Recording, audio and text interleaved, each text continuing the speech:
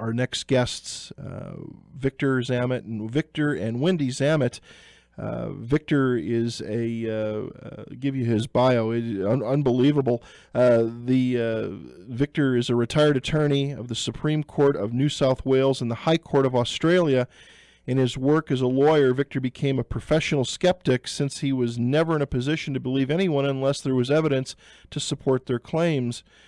Wendy is Victor's longtime partner in afterlife research, and in life, Wendy worked for a number of years as a professional psychologist counselor before transferring to adult education. Their interest in the afterlife began in 1990 when Victor began having psychic mediumistic experiences. The couple began an intensive research program which eventually led them to the physical mediumship. Their book is called their book is called A Lawyer Presents the Evidence for the Afterlife. Found this so interesting. So without any further delay, let's get them both on the phone. Wendy, Victor, good evening, good morning, good afternoon. I don't know what time it is in Australia, but welcome to Fringe Radio. Good afternoon here in Sydney, Australia. Thanks, Pat. That's lovely to be with you. Well, it's an honor to have you both here this afternoon and this evening here in Salt Lake City. All right. Great to be with you, Pat. Well, I found your book and your work so amazing. Could you give our listeners a little bit of the backstory? Of course, you're a retired attorney, Victor, and your work in education, but how did this all kind of come together for you guys to put this book together and this work and some of the things we're going to talk about tonight? Well, let me start with it, Pat. It all began back in 1990. Victor started having psychic experiences, and we began asking questions. We started reading and finding out what on earth this was all about. And the interesting thing is that we found a lot of like-minded people on this investigation, but they were having people telling them it was all a lot of rubbish.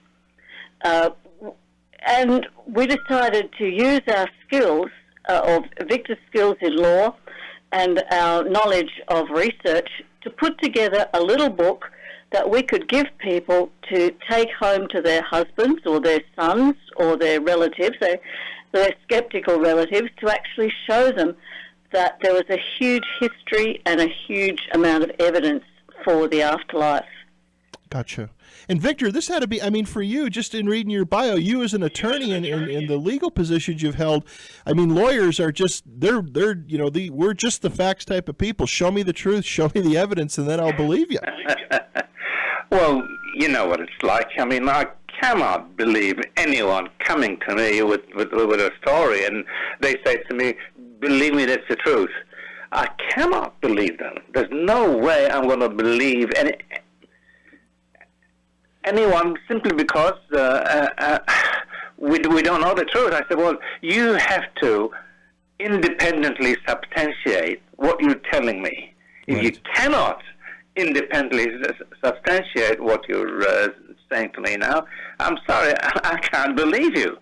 Right. And so that's how it happened. Because then I used to go. I remember in 1990, I used to go to the humanists. So they were skeptics.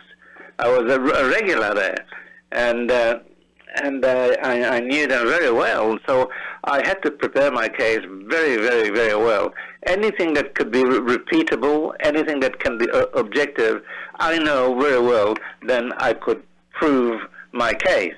As a matter of fact, I went to address the skeptics about 5 times since then, and they just find it so traumatic that there is such thing as an afterlife. But I said, look, this is not a matter of belief. This is a matter of evidence. Right, right. Now, if you don't accept the evidence, then you have to tell me where, when, how, and why the evidence cannot be accepted.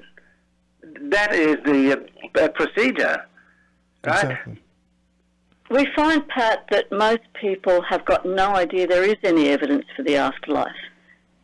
Well, it's. I think we base it, Wendy and Victor. We base it on our faith and our belief. Is what most people base it on. Yeah, but you have to remember that faith and beliefs are what we call technically subjective. Right. In an inconsistency between science and faith and belief, science prevails. You know, I go back now to the churches a few hundred years ago when they told Galileo that that he has to be wrong about the our solar system, and he said, "Look, this is a matter of science." He told the Pope, "What you're telling me is a matter of theology. When we study the scientific argument for the solar system, we see that it's the Earth which is going around the sun, not as you tell us, the sun going around the Earth." Right. Now, he nearly got himself burned at the stake. Burned at the stake for saying that, and he had to recant that on his knees. And and the church took some over 300 years to accept that what Galileo was saying was correct. But the fact still, the principle involved anywhere, anytime, that where there is an inconsistency between science and theology, science prevails. An inconsistency between science and beliefs, science will prevail. Right, right. And the interesting thing is, Pat, that when you actually look, there is 200 years of fantastic experimental evidence for the afterlife. And people don't know about it. Even today we talk to people and they say, how can you possibly prove the afterlife? There's no evidence. Well, the fact is there is. There's a whole body of hidden body of evidence that most people have got no idea of. Well, so many people, I think, Wendy and Victor, I think so many people take it, when somebody passes on, that's it. It's the end. It's final. And obviously we're going to talk a little bit about that tonight, but it's not final. It's not over. There is something else there. And I think people are becoming more spiritual to this. Absolutely. Well, look, over the last 25 years, we studied the transmission made from the afterlife to us by very highly credible afterlife teachers, people like Monsignor Hugh Benson. Very, very, well educated and knows what he's doing, takes no nonsense, and he tells us that, look, I was wrong when I was a Monsignor in the Catholic Church. I tell you now what happens when you cross over. And he described in detail what happens when we cross over. He describes in detail the kind of life we are going to have when we cross over. I mean, these things are very, very important because what he's saying, not only he, but others, people like him, are what they're saying to us is they're not consistent with the church's what the church tells us, and they're telling us the church is wrong. I was brought up as a Catholic, and I was told nearly every day that when we die, we go 6 feet under, and then we don't wake up until Jesus comes to judge the living and the dead. Well, right. That is not true. Right. When we cross over, our consciousness survives. Right? The evidence is so overwhelming. Yeah. Welcome back to Fringe Radio. Our guests, Wendy and Victor Zammit. Thank you both for taking time out of your day to talk about your book, guys. You're very welcome. So we were talking, Victor. You were mentioning right before we went to the break about, again, you were raised Catholic. What was I was too. What was kind of preached to us, and we all were waiting for that day of reckoning. And then let's go ahead and pick up from there. That's right. And no, I think it's critically important for us to study in depth the transmissions from the other side, because they have the truth. These are entities who live in the afterlife. They are there. They know what is going on. You see? Exactly. Whereas the information given to us by the church is some of it is 8,000 years old. written by people we don't even know who they were. Exactly. So one has to be realistic and understand that I accept evidence which is coming directly from the afterlife. What paranormal experiences have you had, Victor? What kind of started this off for you back in 1990? Well, actually, that was a time when my two younger sisters died of chest problems, and all of a sudden I started to have these psychic experiences. Knowing when the phone is going to ring, I tell Wendy someone's going to knock on the door in 5 minutes. In 5 minutes, somebody knocks on the door. I don't know. Well, I didn't ask for it. I mean, as I said before, I used to go to the skeptics every Wednesday night. I mean, that should not be happening to me, I told her. But I went to the experts. I wanted information. Well, why? Because it was happening to me. It was experiential, and the experiential is very, very powerful because you feel it. You're part of it. And I went to a guy. I think he was based in Washington, Francisco Call, the inner peace movement. I think they're not there anymore. And he was answering questions. He was on a visit to Australia, and he answered a lot of questions. I said, what you described to me is that you're psychic, you know? And then I started to become clairaudient, which means I was hearing voices. Right. And my father came through, right?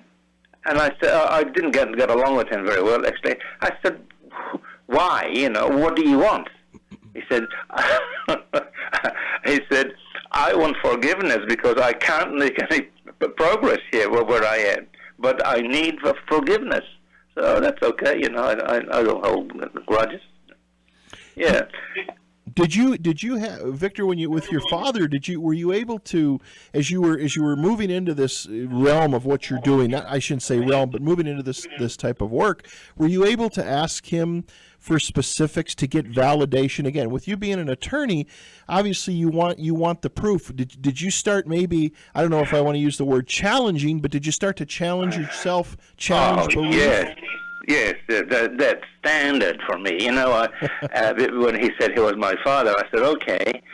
I asked maybe 45 minutes of questions about when I was 5 years old, when I was 15 years old, you know what I mean? And he knew everything was right, I knew, I was convinced he was who he claimed to be, So I don't think there's somebody else trying to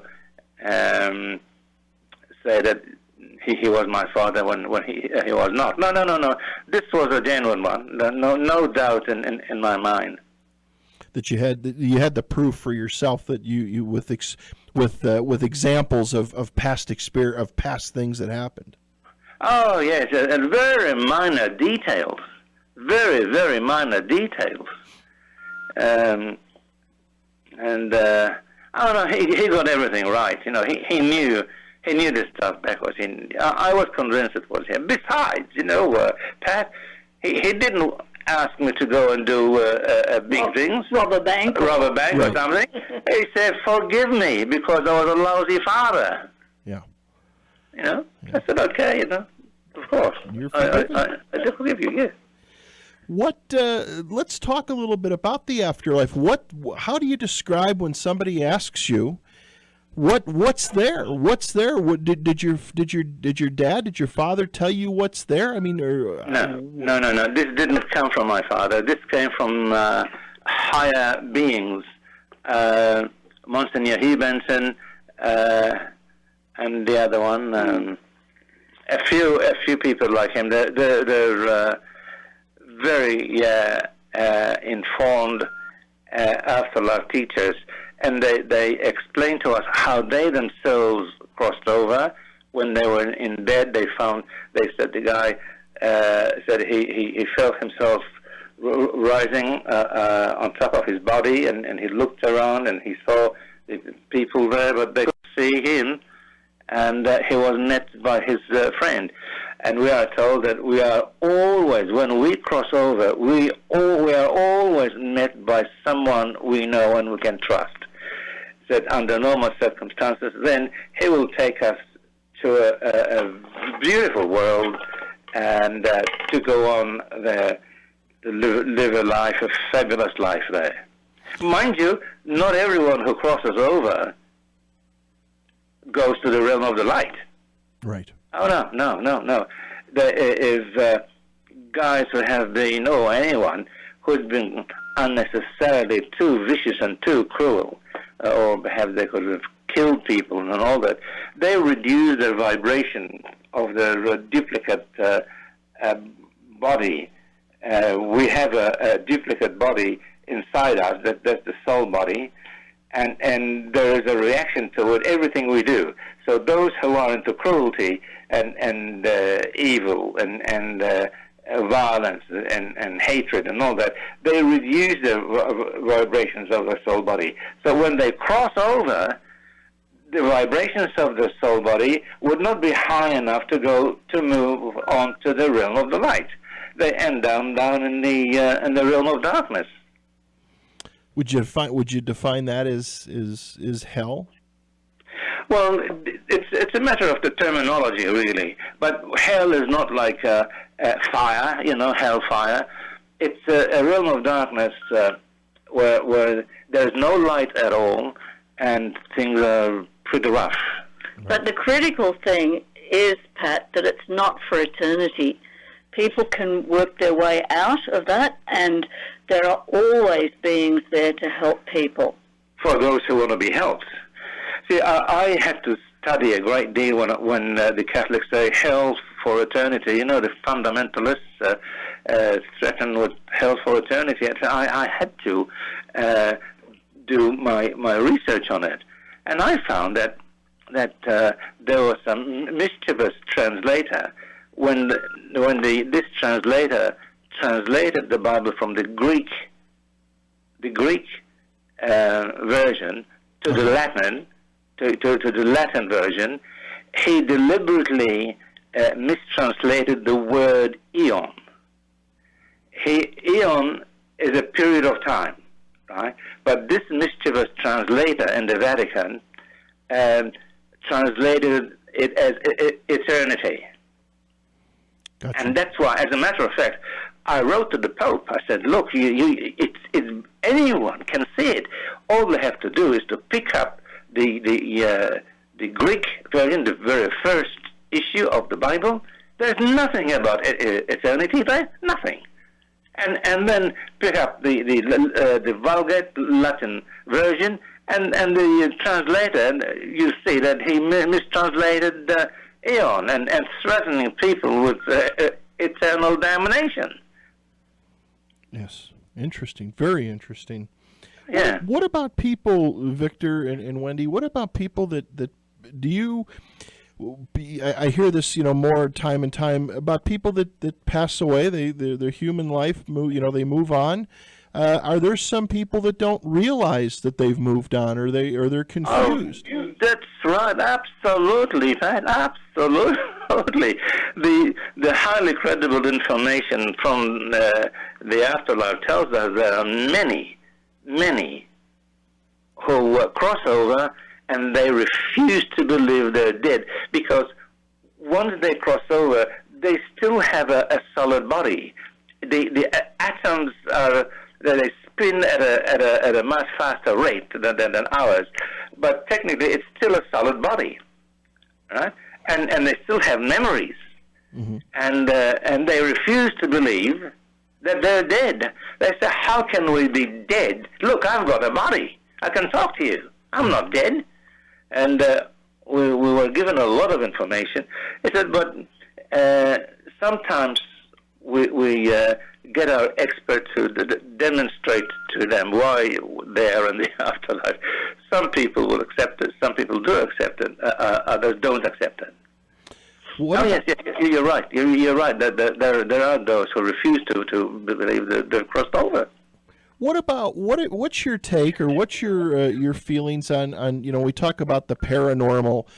talk about people that have passed away. We sometimes hear of people that reside at, if we want to call it haunted places. Maybe that's not the right word to use, but we hear about people that are, they're when investigative work is done with real credibility, people that are maybe in a home or a location and they haven't gone to the light. Do you feel that some people want to stay in that interim place, and are they given that choice? Yeah, absolutely. We had an intensive study in a haunted place in Bristol, England, Mrs. Harper, and the guy, the disturbed spirit, he was shaking the stove, and there were about 400 people came to see it, and police officers, and they all testified they could see this, right? Until somebody had the intelligence to say, look, we need a medium to contact this guy. Then they got a medium, and they contacted this guy. He says, okay, let's who are you? Where are you? He said, and he told them, I was here, and I have these foreign people coming into my home, right? And he thought he was still alive. Eh? But after questioning, he said he remembered, he said, he going to the cemetery, and he gave them his name, and they found his gravestone there. And they showed it to him? Oh, yes, of course. And then he once he realized that he's in the afterlife, then he moved on. Very, very interesting. Oh, very interesting, yeah. But I tell you what, I have to tell you, we have 20 different areas of afterlife evidence, and my best evidence is, which one on there? Materialization. Yeah, let's talk about that. Physical mediumship. Well, let me tell you this. I mean, this is going to shock those people who are listening to this radio program. It's going to shock them. Why? I'll tell you why. Because we experienced 200 of these. Yeah, let me set the scene a little bit here. We were working with what's called a physical medium. A physical medium is able to produce phenomena which can be seen and heard. And we've been working with the best physical medium in the world, a fellow by the name of David Thompson, who produces full materializations. And we've been present at more than 200 seances. Yes. And he's able to actually produce people who materialize, who walk around, who talk. We're able to record their voices and touch people. It's absolutely stunning. See, this is how it happens. It's those who reside in the afterlife during our session come through the medium's ectoplasm, that whitish, smokish substance. Ectoplasm is not solid, right? We've seen it many times in red light. And once they go through the ectoplasm, the effect of ectoplasm is to reduce the vibrations of the spirit body, and they become as solid as we are here on Earth. And then they talk to us the way we're talking to you. I had my younger sister coming through. She spoke with exactly the same voice she had when she was here on Earth. Wendy's father came through, and he spoke with the same voice he had. We talked about family for a short time, and this is sensational. This is stunning. We're able to record the voices when they come through, and we've got a lot of the voices on our website. That's www.victorzammit.com. That's ZAMMIT.com. And we have the voices there. We have hundreds of voices that we've recorded of people who come and talk, and they're able to stay with us for 5 minutes, 10 minutes, and have a normal conversation. Yeah. One of the most popular spirits who came through was Harry Houdini. And Wow. he was something. He was really something. He was something. He's a character. He's a real character, you know. See, the medium's afterlife guide, well, I talked to him. I've known him for 8 years now. I said, look, could you give us your word that these guys are who they claim to be? Are they real? You know, Houdini, is he Houdini? He said, look, Victor, he said, if you had to organize a meeting here on your Earth, he said, name me one who was very popular, as was Houdini. I said, oh, say Brad Pitt. Okay, Brad Pitt. Would you know if he was Brad Pitt or not? I said, of course I would. He said, it's the same with us. I guarantee you that this fellow who came through is Houdini. And we had lots of fun with him, actually. I can imagine. I've got a couple questions that were sent in, but I want to ask you, and this is a two-part question. Yeah. You mentioned when we pass over, of course, you know, okay, let's just put the reality down. Somebody passes away. We have a funeral, a service. We bury the body, a cremation, or bury the body in a cemetery. Does this body, does it become, is the body intact, if you will, or do we have that body when we cross over, Victor, but in a different form? Yeah, that's right. The highly credible information which was transmitted from the other side tells us exactly what happens. When we physically die, the body is dead, right? It can be burnt, right? Right. The body, but the duplicate of the body, which is the real us, the real you, the real me, come out of the physical body and continue to live. We meet our loved ones, and they take us to the realm of the light. So at the point of death, the consciousness survives, our body survives, right? And but physically, we are, you know, dead. Right. Yeah. But out of the physical body comes out the spirit body. Does the spirit body resemble the physical body? Oh, yes. It's the exact duplicate of our face, you know. Of our physical body.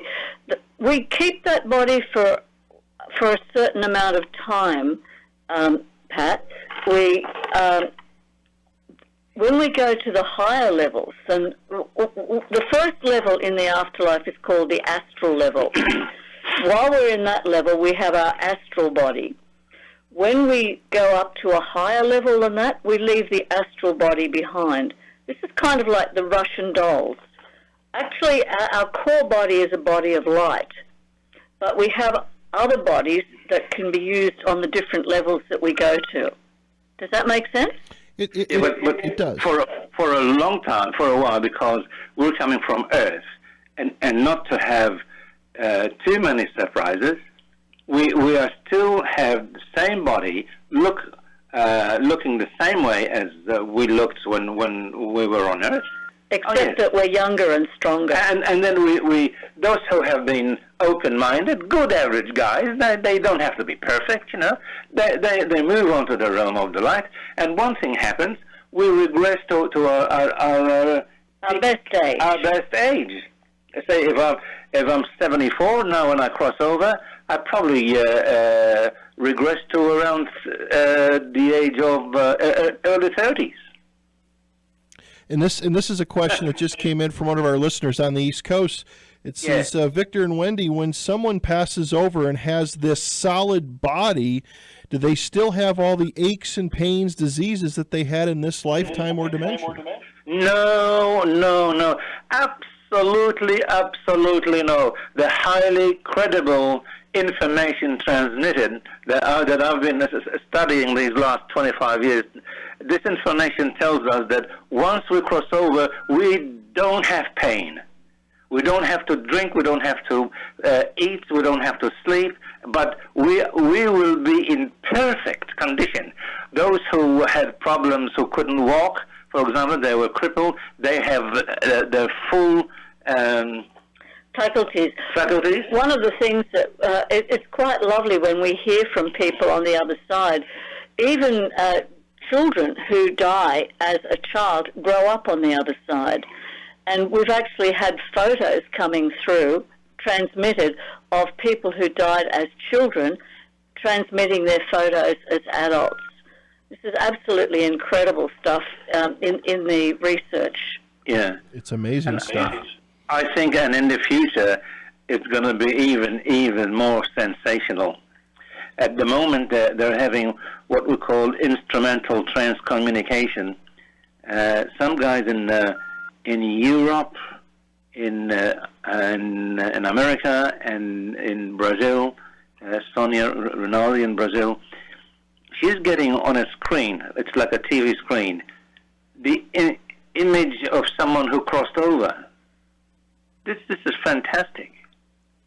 How does a person, Victor and Wendy, let's say that somebody crosses over, a family member crosses over, is there a way to contact that family member through, yeah, you can use mediums and there's different things, but is there a way, what's the best way to do this? They're around you all the time. Now, we suggest to people, there's no need to go to a medium. I mean, you can after some time, but if you've got somebody that's highly recommended, but your loved ones are with you all the time. If you just sit and talk to them as if they're still there. But that needs that needs skills. That needs meditation, probably for 6 months, and then people would be able to hear. They become clairaudient. They ask a question in their mind, and they receive an answer. When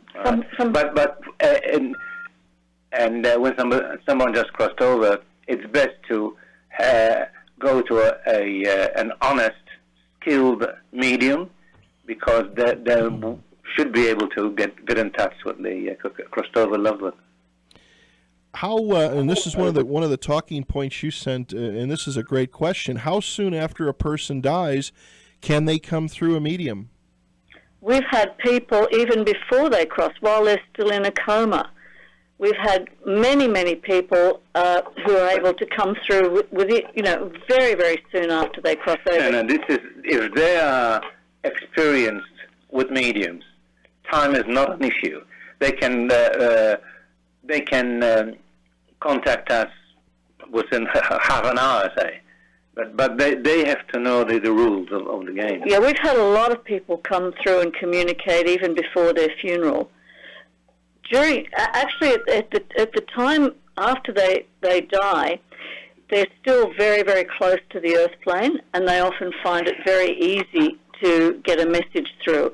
This is why many people will see their loved ones at the foot of the bed. They'll wake up and see the loved one saying, "I've just died." When they think of somebody, that's where they go. Yeah. Because they want to be near them. That's right. Yeah. Very interesting. Very interesting. Amazing. One question that was sent in for you, and I've heard this before. Let me just take a minute and bear with me. It's a long email. I'm going to try to condense it. Carl writes in, says, Victor and Wendy, in some cases, I have heard that the person who passed away in time may manifest to loved ones, but usually after that manifestation, they tend to leave and never return. Well, when they're closer to the earth plane, it's easier for them to get through. And the only reason that they will manifest is if they're trying to get a message through, or if they're trying to comfort their loved ones. Once that intense emotion is over, they still stick around, but it's not as urgent for them to contact. Yeah. Okay. That makes a lot of sense. Mm. A lot of sense. Tell us about your afterlife report. Every Friday, we put out a free afterlife report. This is on our website, www.victorzammit, VictorZammit.com. and that goes to 90 countries. We put on the latest information about the afterlife research. We have very good videos.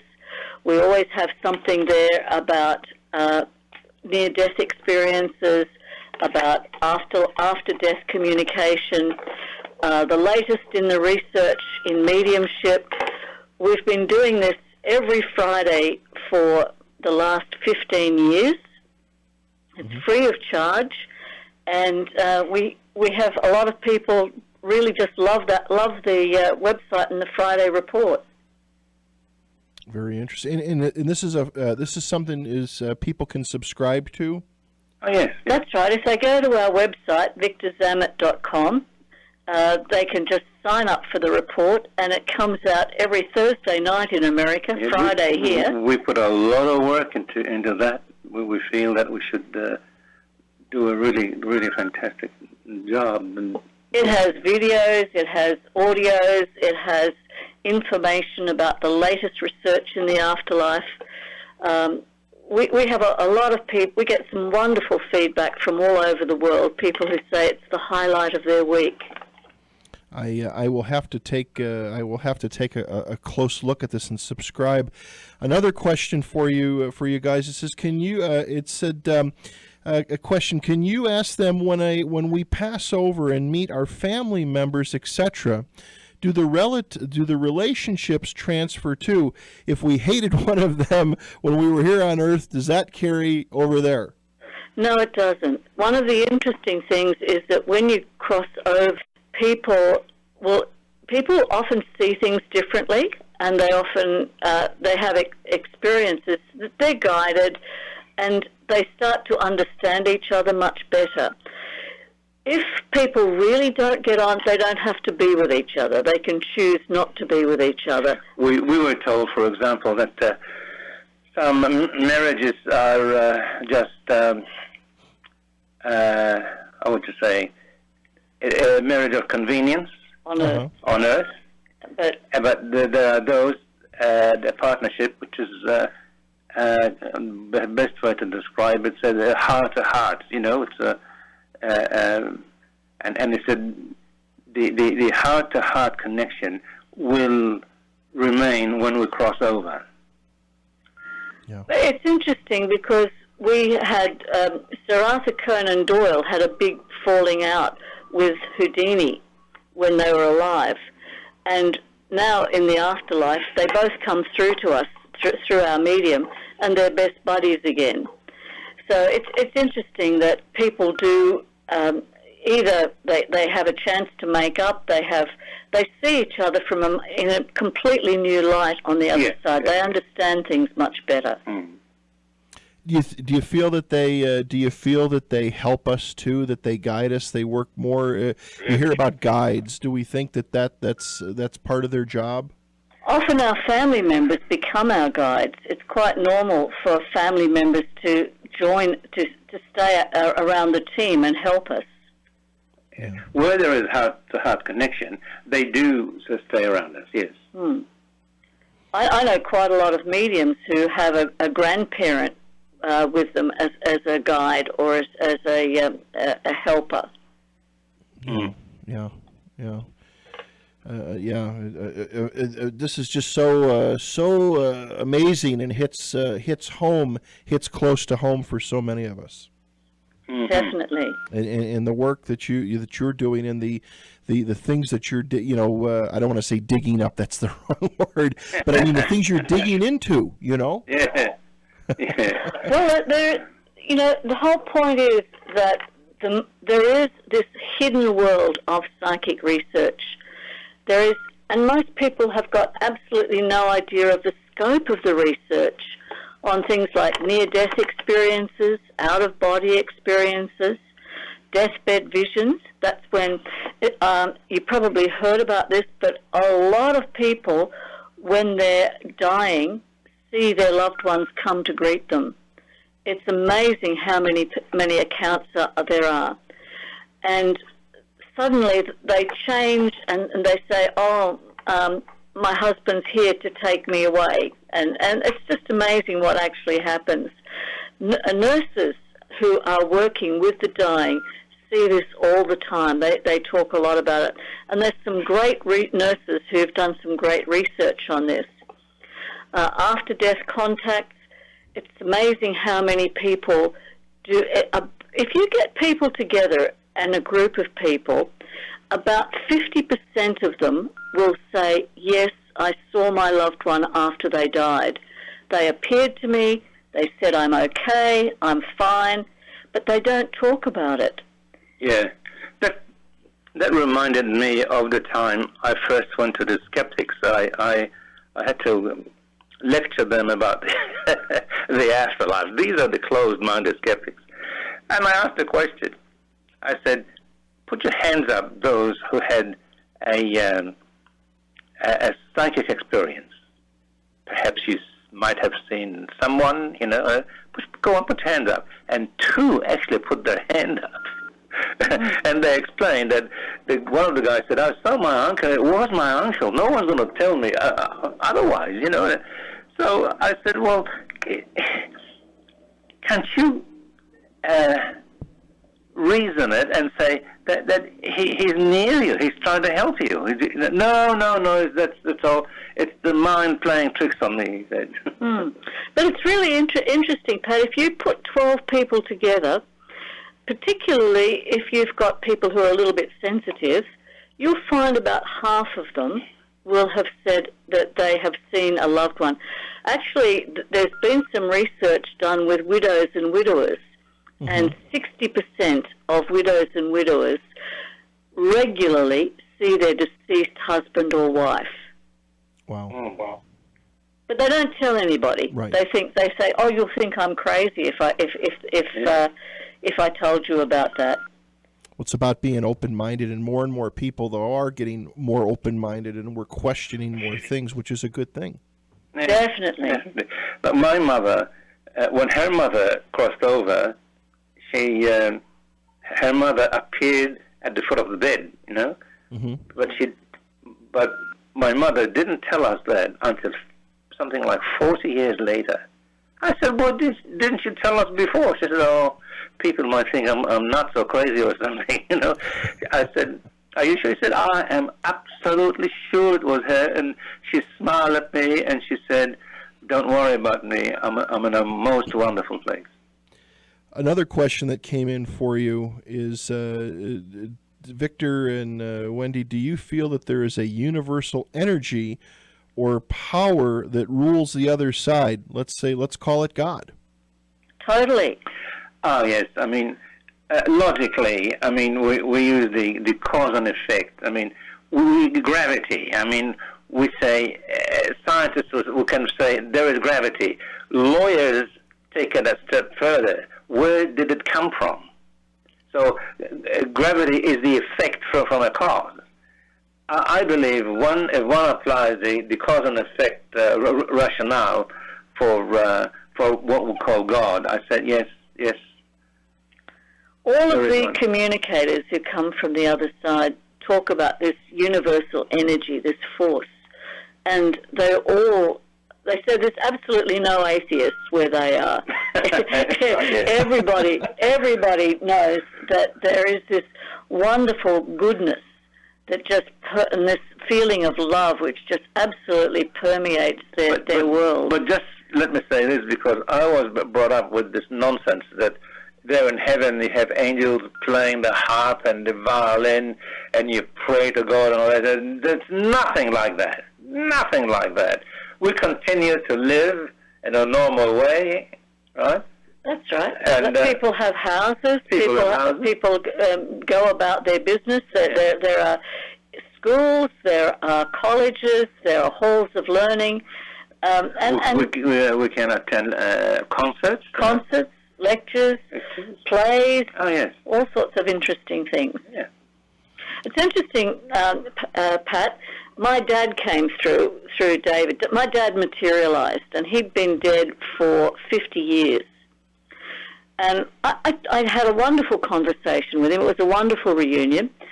And I said to him, is Mum with you? And they were very close.